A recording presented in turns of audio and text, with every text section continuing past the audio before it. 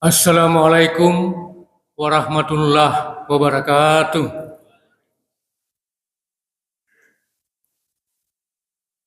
Rencana awal pada malam ini seharusnya adalah Ustaz Syafiq, tapi karena beliau berhalangan maka saya gantinya. Alhamdulillah saya bisa jadi supir tembak lagi. Alhamdulillahirrabbilalamin. Wassalatu wassalamu ala asrafil anbiya'i wal mursalin Sayyidina Muhammadin wa ala alihi wa sahbihi ajmain. Ya ayyuhallazina amanu attaqullah haqqa tuqati wa la tamutunna illa wa antum muslimun. Hadirin sidang jamaah ilmu yang saya hormati, mungkin saya tidak akan berbicara tentang masalah-masalah fikih, tapi kita akan mencoba belajar ilmu, berbagi ilmu tentang kajian Al-Quran dan yang terkait dengan manusia.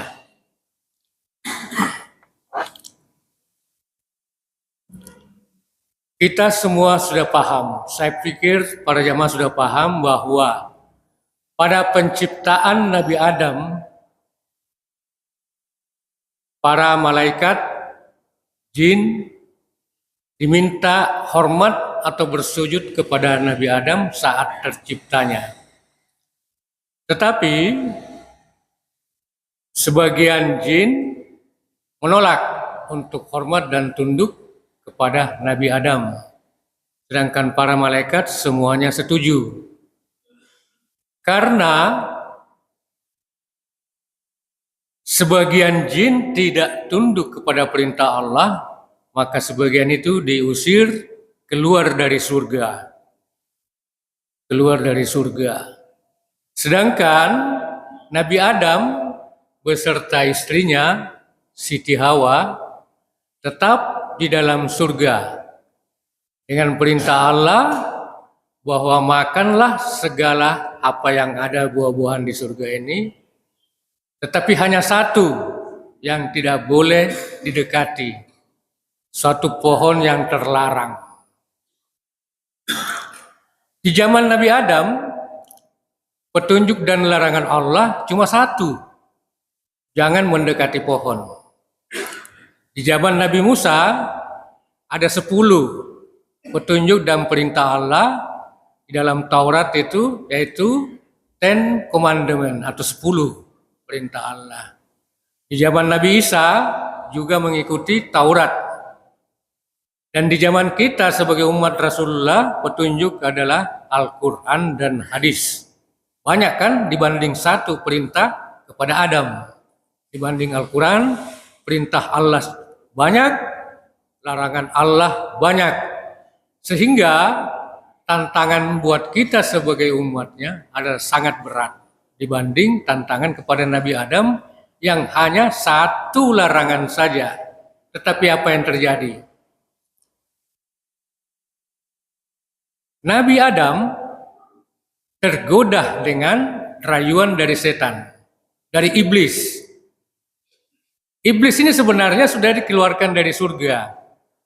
Tetapi kenapa dia bisa masuk ke surga lagi? Untuk menggoda Adam. Sebabnya karena iblis sudah meminta izin kepada Allah untuk menggoda manusia, Adam dan beserta keturunannya dari depan, belakang, samping, kiri. Kepada Allah dimanapun dan di saat manapun. Dan Allah menyetujuinya. Dan ternyata Nabi Adam tergoda oleh rayuan godaan dari setan. Itu satu saja bisa tergoda. Apalagi kita ini berat. Perintah Allah banyak, larangan Allah banyak. Nah, kalau kita benar-benar tidak konsentrasi kepada semuanya itu, maka godaan-godaan setan itu banyak. Setiap saat, setiap waktu, setan tetap akan menjalankan tugasnya.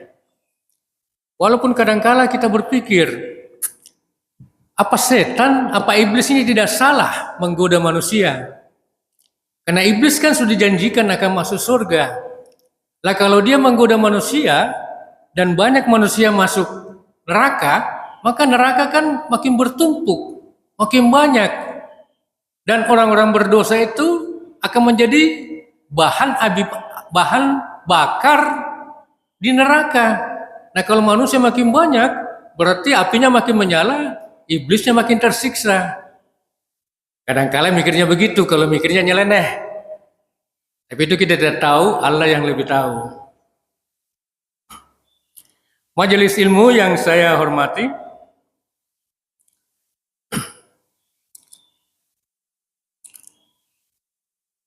oleh karena godaan setan itu, Nabi Adam terpengaruh, maka diperintahkan keluar dari surga.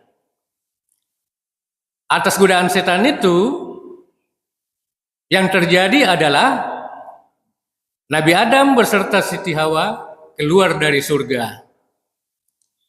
Yang kedua, karena makan buah huldi, yang dikenal dengan buah huldi, maka aurat dari Nabi Adam dan Siti Hawa itu terbuka dan saling melihat masing-masing. Saling melihat masing-masing. Nah, karena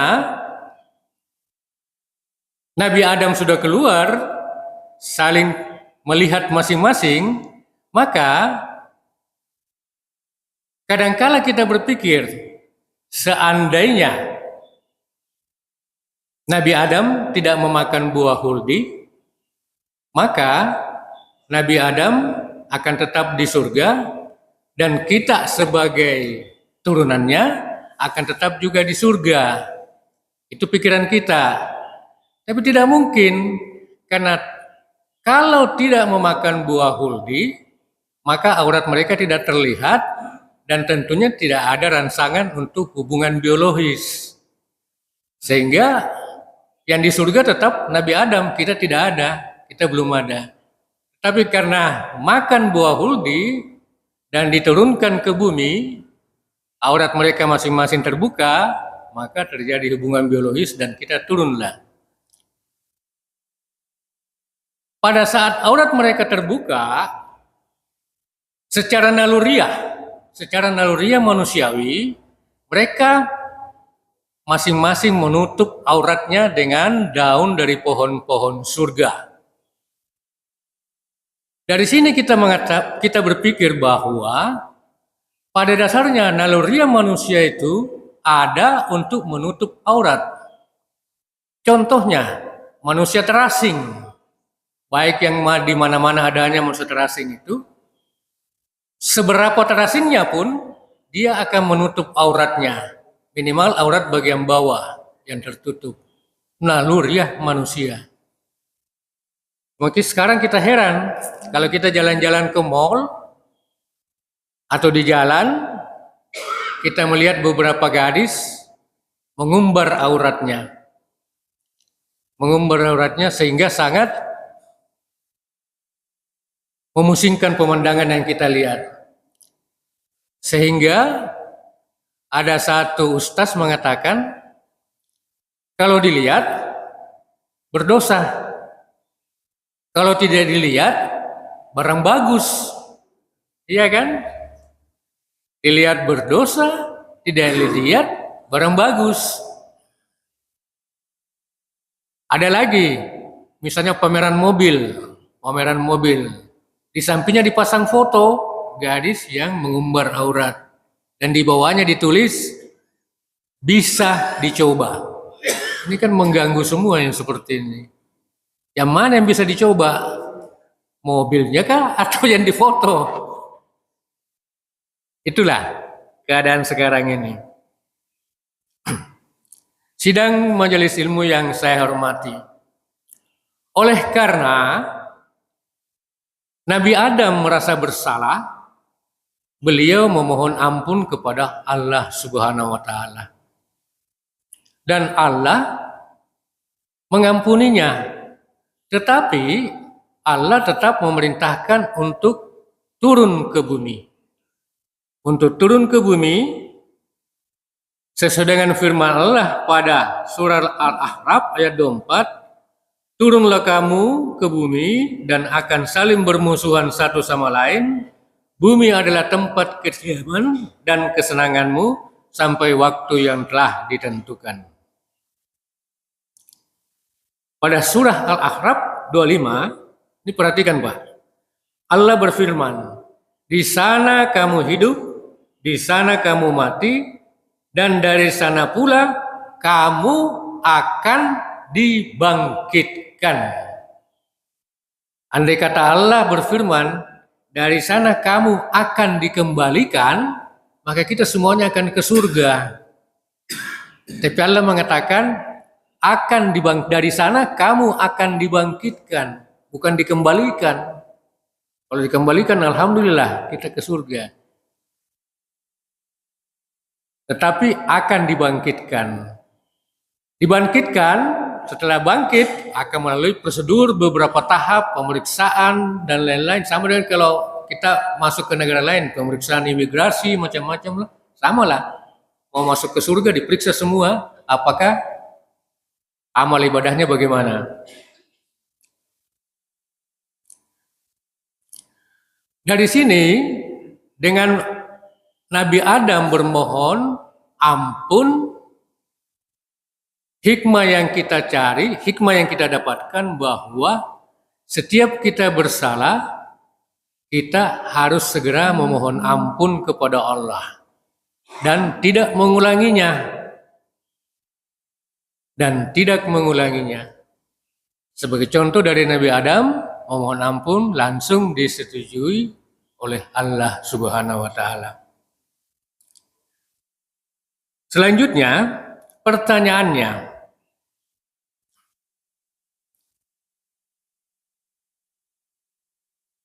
kalau Nabi Adam misalnya tidak makan buah huldi, Nabi Adam tidak akan diturunkan di surga, tidak akan diturunkan ke bumi, tetap akan berada di surga. Andai kata Nabi Adam tidak makan buah huldi, apakah Nabi Adam tidak diturunkan ke bumi? Karena makan buah huldi, melanggar perintah Allah, diturunkan ke bumi. Perkiraannya bahwa walaupun tidak makan buah huldi, sesuai rencana Allah, Adam dan istrinya akan tetap diturunkan ke bumi. Karena apa? Karena saat penciptaan Nabi Adam adalah untuk menjadi khalifah di bumi. Pada surah Al-Baqarah ayat 30, wa isqala rabbuka lil malaikati inni jailun fil ardi khalifah. Dan ingatlah ketika Tuhanmu berfirman kepada para malaikat, aku hendak menjadikan khalifah di bumi. Jadi tanpa makan buah huldi pun Adam akan turun ke bumi karena sudah dipersiapkan untuk menjadi khalifah. Tetapi kapan turunnya? Wallahu a'lam bishawab, itu adalah rencana Allah, kita tidak tahu. Pertanyaan kita, mengapa Nabi Adam makan buah huldi? Apakah Allah tidak mencegahnya?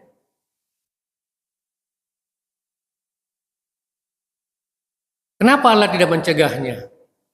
Oleh karena manusia diciptakan adalah untuk berkepribadian bebas. Dilengkapi otak, dilengkapi nurani dan lain-lain, silahkan mikir. Anda bebas. Sehingga dengan kebebasan itu, maka Adam memilih makan buah huldi. Kesalahannya punya risiko. Risikonya adalah diturunkan ke bumi.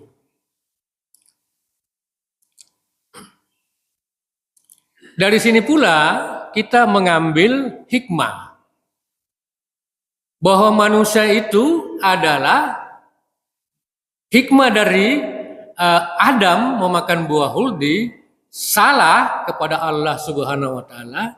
Kita mengambil hikmah bahwa manusia itu adalah tempat kesalahan.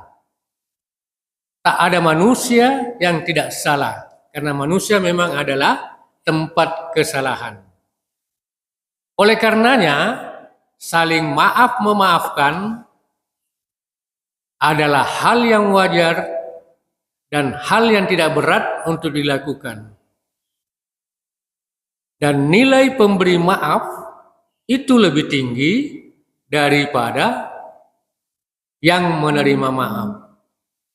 Kenapa harus saling maaf memaafkan? Karena kita manusia adalah tempat kesalahan. Tempat kesalahan. Yang dimulai dari Nabi Adam.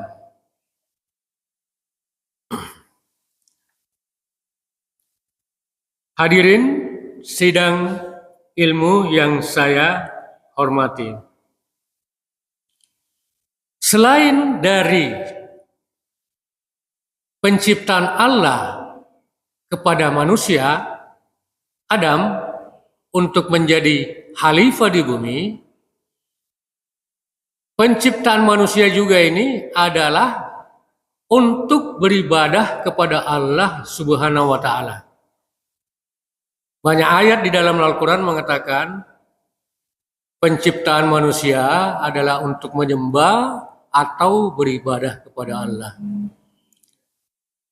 Menyembah sangat sempit pemahamannya, tetapi kalau kita mengatakan beribadah kepada Allah sangat luas. Karena beribadah bukan saja sholat, puasa, zikir, tetapi hubungan antar manusia, saling tolong-menolong, dan lain-lain sebagainya yang seperti itu adalah ibadah kepada Allah Subhanahu wa ta'ala.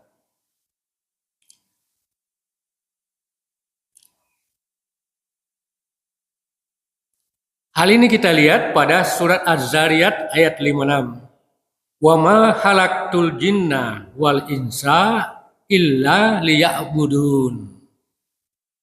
Aku tidak menciptakan jin dan manusia kecuali untuk beribadah kepadaku. Jika manusia diciptakan untuk beribadah kepada Allah Subhanahu wa ta'ala, pertanyaannya, mengapa banyak manusia yang tidak beribadah kepada Allah? Bukan tidak beribadah, mereka juga beribadah.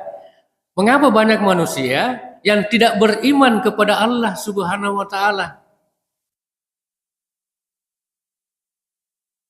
Mengapa banyak manusia malah lebih banyak yang kafir dibanding yang beriman? Padahal penciptaan manusia adalah untuk menyembah kepada Allah. Kadangkala kalau ada pihak non-muslim menanyakan kepada kita, apa ada yang salah di sini? Allah berfirman, tak kuciptakan jin dan manusia kecuali untuk menyembah kepadaku. Tapi mengapa banyak yang kafir? Di Eropa sebagian banyak yang kafir, tidak menyembah kepada Allah Subhanahu wa ta'ala. Sama dengan anak yang lahir di keluarga non-muslim. Lahirnya ditakdirkan kepada ibu yang kafir. Besar, dewasa, menjadi kafir. Tapi pada saat hisab harus masuk neraka. Apa anak ini salah? Apa yang salah? Dia lahir tanpa diminta. Dia jadi kafir karena lahir di keluarga muslim, keluarga non-muslim. Tapi pada saat hisab dia masuk neraka. Padahal lahirnya dia tidak minta. Nah, hadirin sidang ilmu yang saya hormati. Allah berfirman di surat kalau tidak salah surat Yunus 89 bahwa andai kata Allah ingin semua makhluk beriman, maka berimanlah semua manusia. Jika Allah menginginkan. Tapi tidak. Karena kenapa? Karena kelahiran ini, kehidupan ini adalah ujian bagi seorang manusia. Yang lahir di keluarga muslim adalah ujian. Yang lahir di non-muslim adalah ujian. Semua ujian untuk menerima takdirnya. Pertanyaan-pertanyaan seperti ini sama dengan kita menonton film India. Tidak tahu awalnya, tidak tahu ujungnya. Seandainya anak yang lahir di keluarga kafir bermohon, ya Tuhan, tidak tahu Tuhannya siapa, dia sebut Tuhan, masukkan saya ke surga, masukkan saya ke surga. Karena saya lahir bukan kemauan saya lahir di tempat orang kafir. Jawabannya tidak akan ada jalan. Tidak akan ada jalan. Kita jangan membawa-bawa faktor keturunan untuk memohon bahwa ini adalah bukan kesalahan kami, kesalahan saya. Kalau orang bule mengatakan lahir kafir memang bukan salah ente. Tapi dewasa dan mati kafir adalah salah ente. Lahirnya bukan salahnya dia, tapi mati kafirnya adalah salahnya. Karena apa? Karena Allah sudah menurunkan wakilnya, yaitu Rasulullah Muhammad SAW, untuk menyampaikan kebenaran. Menyampaikan kebenaran kepada semua manusia. Wah, inilah kebenaran yang hakiki dibanding yang kalian anggap benar sebelumnya. Islam itu adalah petunjuk, bukan rambu polisi. Islam adalah petunjuk, bukan rambu-rambu polisi. Karena petunjuk menunjuk, Anda boleh terima, Anda boleh tolak. Karena itu adalah pilihan, dan sebagai manusia diberikan pilihan untuk bebas. Anda masuk neraka bukan karena Anda kafir, tapi menolak kebenaran yang ada. Menolak kebenaran yang ada yang dibawa oleh para nabi dan rasul terakhir.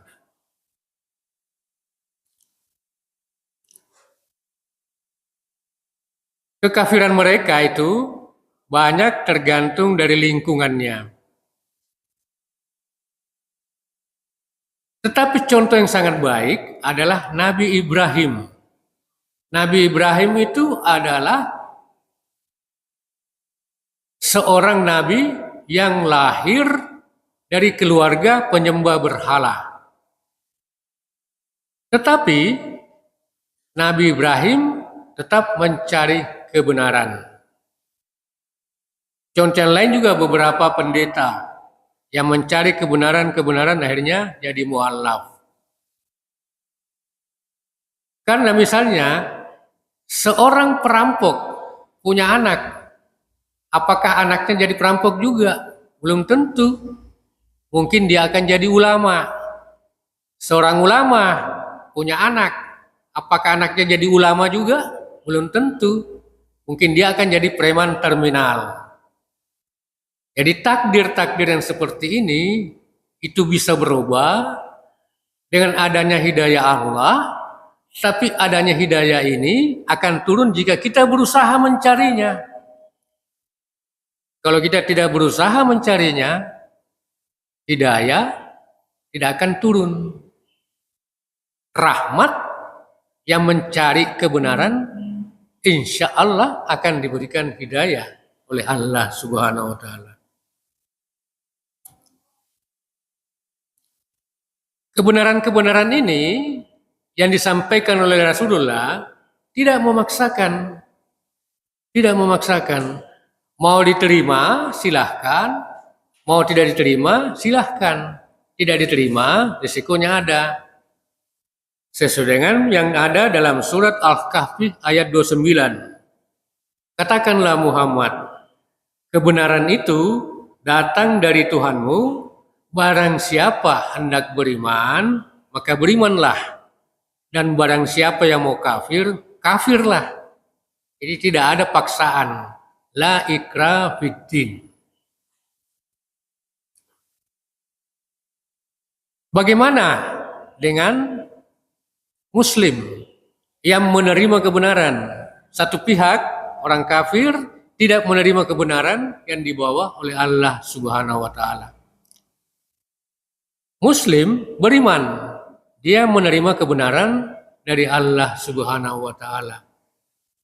Tetapi dalam perjalanannya sebagai seorang Muslim, sebagai orang yang beriman, dia tidak melaksanakan perintah-perintah Allah Subhanahu wa Ta'ala. Berarti dia adalah Muslim, beriman, menerima kebenaran, tapi berdosa. Ujungnya masuk neraka juga, sama dengan orang yang kafir. Bedanya, walaupun ini ada terjadi perbedaan pendapat, bahwa kalau beriman, Muslim di neraka tetap mendapat siksa, tapi sampai dengan hukumannya dianggap selesai, dia bisa pindah ke surga. Dia bisa pindah ke surga. Walaupun ini banyak perbedaan pendapat tentang hal ini. Ada yang mengatakan dia akan kekal, tapi ada juga yang mengatakan setelah hukumannya selesai, dia pindah, segala dosa-dosanya sudah selesai di neraka, pindah ke surga. Di neraka, saat dibakar, kalau saya tidak salah di surat An-Nisa 59. Pada saat dibakar, maka saat kulitnya hancur, Allah langsung menggantinya. Kenapa Allah Subhanahu wa Ta'ala fokus kepada kulit? Mengatakan kalau kulitnya hangus, kenapa tidak mengatakan kalau badannya habis?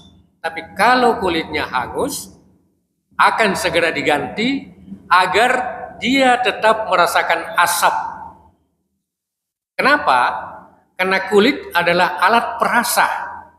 Kalau tanpa kulit, daging saja paling akan gosong, tidak terasa apa-apa. Tapi kulit, dia akan merasakannya.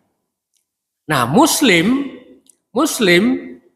yang sudah selesai menerima hukumannya di neraka, pindah ke surga, tentunya dengan kulit yang baru. Tidak mungkin tengkorak ke surga. Dengan badan yang utuh, muda, cerah karena kulit yang baru, masuk ke surga. Insya Allah, Pak Tarman misalnya, Pak Tarman di surga, ketemu dengan orang yang baru pindah dari neraka. Ketemu orang yang baru pindah dari neraka. Pak Tarman tanya, wah dari mana Anda ini? Segar banget kelihatan, kulitnya bersih. Dari mana? Kok baru kelihatan? Kita sudah lama di surga ini. Dia mau jawab, saya baru pindah dari neraka, nggak enak. Iya kan? Saya baru pindah dari neraka, nggak enak, gengsi. Akhirnya dia bilang kepada Pak Tarman, oh saya telat masuk karena di luar saya lagi main-main. Pak Tarman tanya, lagi main-main apa? Tadi barusan main kembang api, katanya. Main kembang api, padahal barusan keluar dari neraka. Ini cerita, bukan hadis, bukan apa, cuma cerita anekdot saja.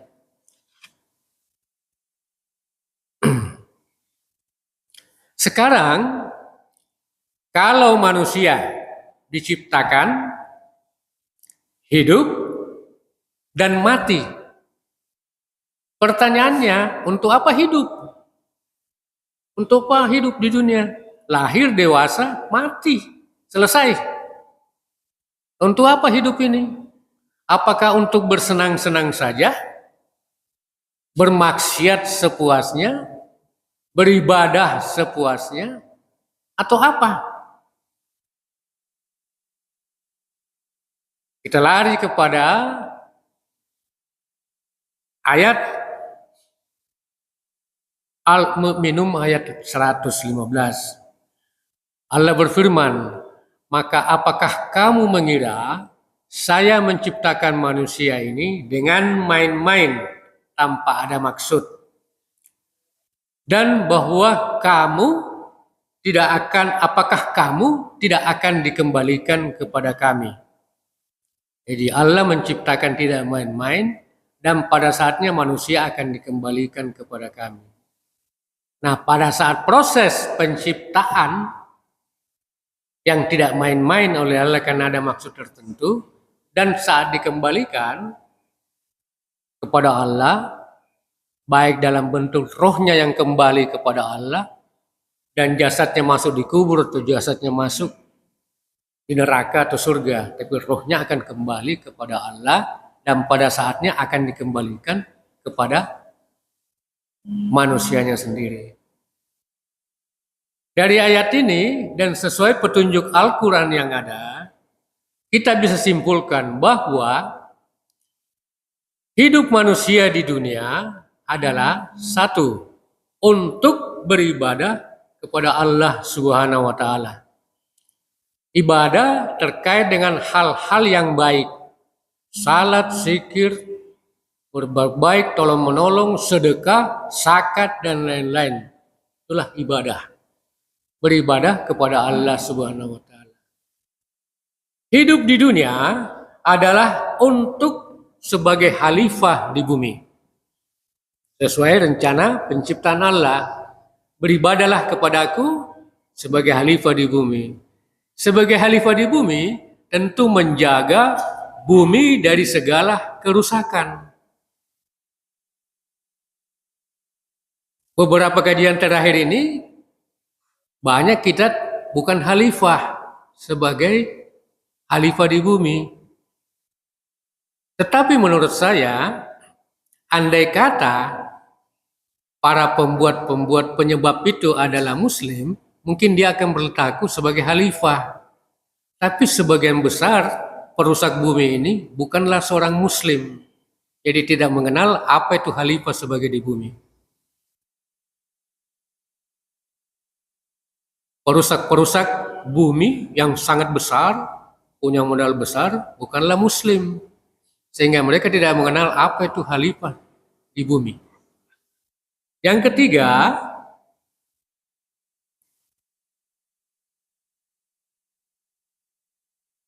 hidup di dunia adalah ujian. Hidup di dunia adalah ujian. Ujian buat orang yang kaya. Orang yang kaya diuji apakah mau berzakat, apakah mau bersedekah. Kalau tidak, ya kekayaanmu tidak ada artinya. Kekayaan tidak akan dibawa mati. Yang dibawa mati adalah amal dari kekayaan itu. Ibadah yang dipakai dari kekayaan itu. Ada yang mengatakan bahwa kalau tidak punya duit, tidak dibawa mati. Tapi kalau tidak punya duit, hidup setengah mati. Itu soal lain. Tapi kalau Anda mau membawa duitnya ke akhirat, sedekahkan, zakatkan, infakkan. Jangan dibawa, bukan duitnya. Miskin juga adalah ujian. Apakah Anda bersabar menerima pemberian Allah? Yang miskin sering mengatakan, ini tidak adil, masa saya miskin yang lain kaya? Disitulah ujiannya bahwa yang miskin harus bersabar, sabar melihat keadaan. Kenapa ada yang kaya, kenapa ada yang miskin? Itu adalah kehendak Allah. Kalau semuanya kaya, ya siapa yang mau jadi tukang sampah? Siapa yang mau jadi tukang sapu di jalan? Karena ini adalah perbedaannya, maka saling muncullah perintah Allah bagi yang kaya, tolong yang kurang mampu. Bagi yang kurang mampu bersabar dan kerja sesuai dengan kondisinya. Kalau semua miskin juga tidak bisa. Siapa yang mau menolong? Itulah. Jadi hidup pertama adalah kita beribadah, kedua kita adalah khalifah, ketiga kita adalah sedang diuji dalam hidup ini. Yang keempat, kita hidup di dunia adalah mencari kebenaran. Bumi ini bukan milik kita. Dan hidup bukanlah tujuan. Hidup itu bukan tujuan. Kalau hidup adalah tujuan, makanlah sepuas-puasnya. Makan daging, makan ayam, lain-lain. Karena itu adalah tujuan Anda untuk hidup. Tapi hidup bukan tujuan. Kita ini adalah penumpang yang ada di bumi, yang sedang berjalan menuju akhirat untuk mencari kebenaran. Menguatkan iman kita, menambah iman kita, dan mencari kebenaran di dalam hidup ini. Kita tahu bahwa seorang mualaf, dia menjadi mualaf karena mencari kebenaran, belajar untuk mencari ilmu tentang apa itu Islam. Tapi kita ini yang lahir dari keluarga muslim, mungkin kita tidak pernah didudukan secara khusus untuk melakukan syahadat. Tapi syahadat otomatis, langsung kita jadi muslim. Tapi muslim kita itu muslim yang berjalan dengan sendirinya. Yang berjalan dengan sendirinya.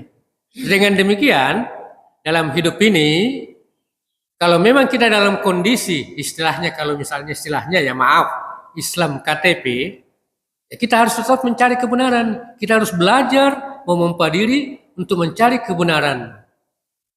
Agar iman kita makin bertambah.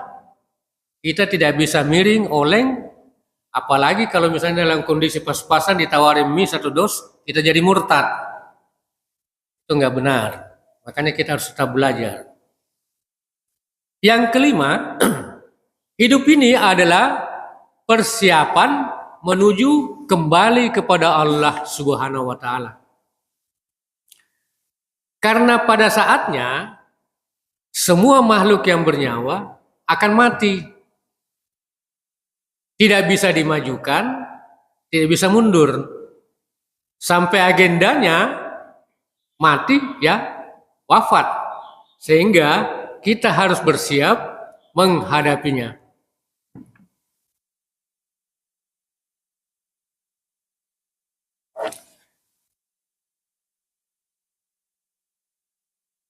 Hadirin sidang Jumat, sidang subuh ilmu yang saya hormati. Setelah diciptakan manusia, dalam hidup harus mencari rezeki. Harus mencari rezeki. Kalau tidak ada rezeki, kan tidak bisa hidup. Jadi kita harus mencari rezeki. Rezeki ini tidak usah banyak-banyak. Dan tidak usah buru-buru. Karena rezeki yang mencari tuannya. Dan rezeki memang sudah dijatahkan kepada tiap-tiap orang. Rezeki. Semua makhluk yang bernyawa akan ada rezekinya dari Allah Subhanahu wa taala. Tinggal kita mencarinya. Mencarinya tidak usah buru-buru, tidak usah macam-macam. Tidak pilih lagi halal atau haram, libas semuanya.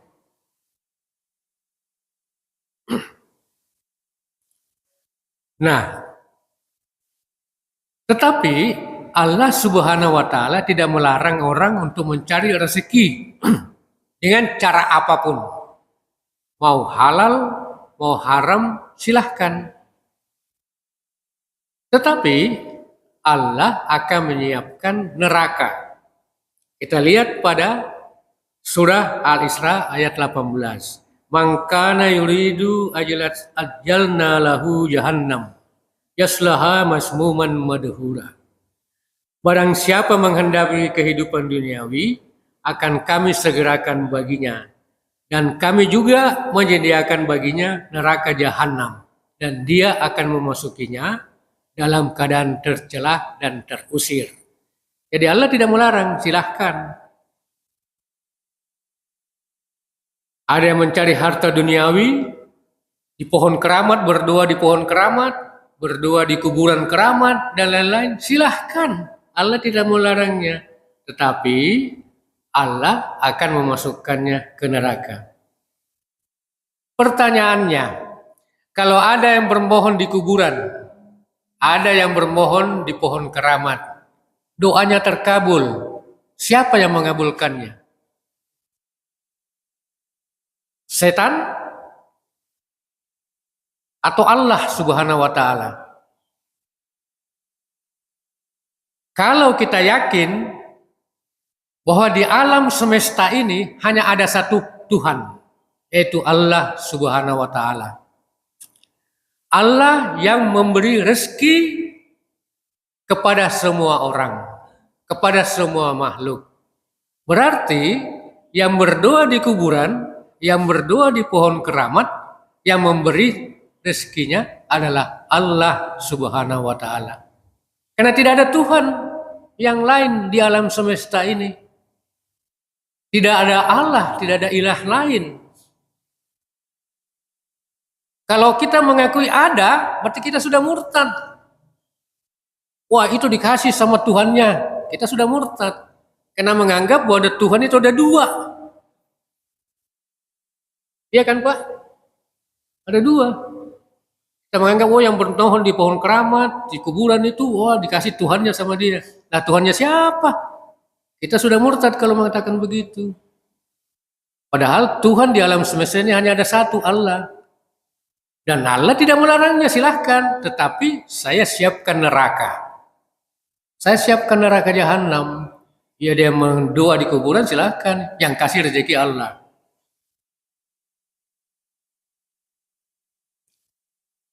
Saya kira sementara yang bisa saya sampaikan di situ.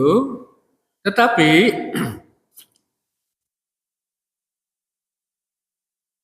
yakinlah sebagai manusia dalam rezeki, setiap kesulitan itu ada. Karena Allah selalu menjanjikan bahwa dalam setiap kesulitan, di situ ada kemudahan. Fa inna ma'al usri yusra, inna ma'al yusri yusra. Setiap dalam kesulitan, bukan dalam setiap kesulitan, dalam kesulitan ada kemudahan. Dalam kesulitan ada kemudahan. Sehingga kita tidak pernah putus dari rahmat Allah Subhanahu wa Ta'ala. Dan kita juga yakin bahwa Allah Subhanahu wa Ta'ala tidak akan membebani hambanya di luar kemampuannya. Jadi kesulitan itu pasti kita bisa tangani. Karena Allah tidak akan membebani di luar kemampuan setiap manusia. Namun, untuk mendapatkan segalanya itu, manusia harus berusaha. Karena Allah mengatakan, Anda tidak akan berubah kalau Anda tidak merubah dirinya. Jadi kita yang merubah, berusaha, dan Allah yang mendorongnya. Semuanya ini akan tercapai. Insya Allah kita akan menuju jalan ke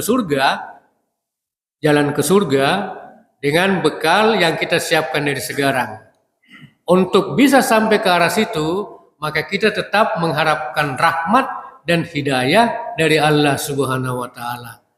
Untuk mendapatkan rahmat dan dekat kepada Allah Subhanahu wa Ta'ala, maka kita harus menanamkan kepada diri kita, harus tetap mencintai Allah dalam setiap tindakan dalam kehidupan kita.